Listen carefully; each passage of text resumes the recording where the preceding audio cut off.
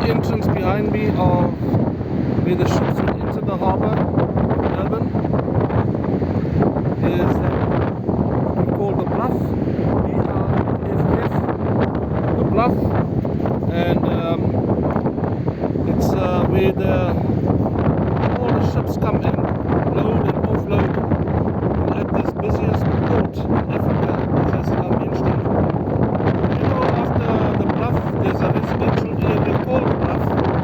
Then comes Finland, Wentworth, Jacobs, Meerwent, and even Ambilo. There's a few others that I'm not naming here, but those are the residential areas that follow after the Bluff. Yesterday, we took an interesting drive down the south coast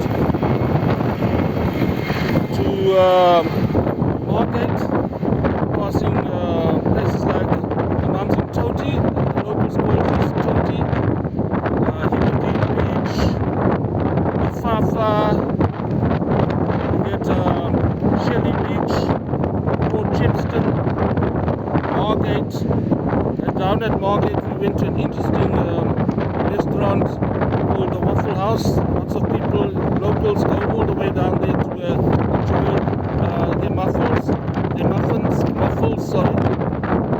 all of this is called down there the Hibiscus Municipality. But enough of that. Yesterday I did a video which I entitled Trump Card for Trump. Now it's a bit of clickbaiting because several viewers would think that it's a pro-Trump video, but not so. The term, the Trump card is the winning card. Previously, in previous times, people played card games, and the Trump card is the winning card. And so when you went to win, you got the advantage, and we call it, you got the Trump card. Even in normal life or in competition. And it was about what's happening in the Gulf with the war between the USA, Israel, and Iran. Presently, there's a stalemate.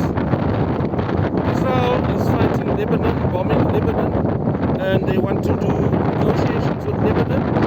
But Lebanon has Hezbollah, which is a liberation movement in Lebanon, and the Israelis want Lebanon to disarm or get Hezbollah to be peaceful, and they themselves are aiming to totally destroy Hezbollah. And the USA has a blockade of the Gulf of Iranian ports. Now the negotiations are quite tricky because no side wants to give in on core demands. Hezbollah doesn't want Lebanon to negotiate peace with Israel, but wants them to do it through Iran. Whereas Israel wants Lebanon to give in to their demands. They don't want to give in the territories that they have captured in Lebanon, claiming that they need that for security for the Israeli forces there. So it's a stalemate. The USA caused the naval blockade because of the closure of the Straits of Hormuz. And then because Iran just opened the straits when they saw that Trump has proposed the blockade, they closed the straits of Hormuz. So as you can see, it's quite a stalemate. The USA ultimately wants a nuclear deal with Israel, with Iran, and Iran claims the right as a country, as a sovereign country, to develop their own nuclear program. So you'll see in my previous video, I made a claim that the USA is ultimately going to